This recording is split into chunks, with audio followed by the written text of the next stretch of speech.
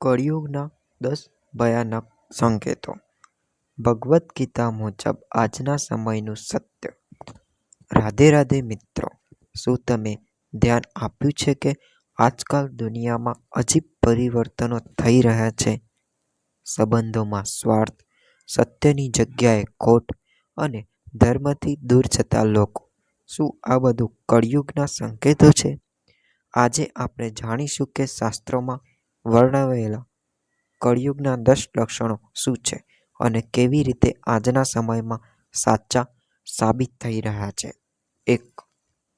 ધર્મનો નાશ. શાસ્ત્રો કહે છે કે કળિયુગમાં ધર્મ ધીરે ધીરે ઘટતો જાય છે. લોકો સત્ય અને કરુણાથી દૂર થઈ જાય છે. આજે સત્ય બોલનારને મૂર્ખ ગણવામાં આવે છે અને ખોટું બોલનારને ચાલાક. 2. આયુષ્માં ઘટાડો. કળિયુગમાં માનવનું આયુષ્ય ઓછું થાય છે. પહેલા લોકો 100 વર્ષથી વધુ જીવતા હતા, પણ આજે તણાવ અને રોગો વધતા જાય છે. 3. માતા પિતાનો આદર ઘટશે. શાસ્ત્રોમાં લખ્યું છે કે સંતાનો માતા પિતાનો સન્માન કરવાનું બંધ કરશે. આજે વૃદ્ધાશ્રમો કેમ વધી રહ્યા છે? આ પણ કળિયુગનું લક્ષણ છે. 4. પૈસા જ મુખ્ય ધર્મ બનશે.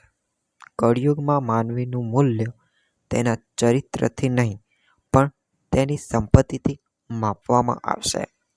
આજે સમાજમાં પૈસાવાળાને જ માન મળે છે. 5. સંબંધોમાં સ્વાર્થ. મિત્રતા, પ્રેમ અને સંબંધો પણ ફાયદા માટે બનશે. સાચો પ્રેમ દુર્લભ બનશે. 6. ગુસ્સો અને હિંસા વધશે.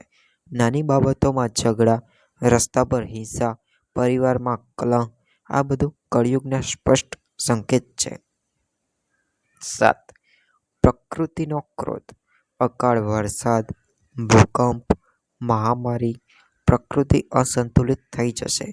માનવના પાપોનું પરિણામ પ્રકૃતિમાં દેખાશે. 8. ખોટા ગુરુઓનો ઉદય. કળિયુગમાં ઘણા લોકો ધર્મના નામે લોકોનો ભ્રમ કરશે. સાચા માર્ગદર્શક દુર્લભ બનશે. 9. સત્ય અને ન્યાય દુર્લભ બનશે. ન્યાય પૈસાથી ખરીદી શકાય એવો સમય આવશે. સાચા લોકો પર મુશ્કેલીઓ આવશે. 10. ભગવાનનું સ્મરણ જ એકમાત્ર માર્ગ, પરંતુ શાસ્ત્રો એક આશા પણ આપે છે. કળિયુગમાં માત્ર ભગવાનના નામનું સ્મરણ જ મોક્ષનો માર્ગ છે. નામ જપ, ભક્તિ અને સદ્ગુણો દ્વારા માણસ પોતાને બચાવી શકે છે. હરે કૃષ્ણ કૃષ્ણ કૃષ્ણ હરે હરે, હરે રામ રામ રામ હરે. આ મહામંત્ર કળિયુગમાં સૌથી શક્તિશાળી માનવામાં આવે છે. તો મિત્રો, શું તમને લાગે છે કે આ સંકેતો આજના સમયમાં દેખાઈ રહ્યા છે? કોમેન્ટમાં રાધે રાધે લખો. જો તમે ભગવાન પર વિશ્વાસ રાખો છો તો વિડીયો પસંદ આવે તો લાઈક કરો, શેર કરો અને ચેનલને સબસ્ક્રાઈબ કરો. જય શ્રી કૃષ્ણ.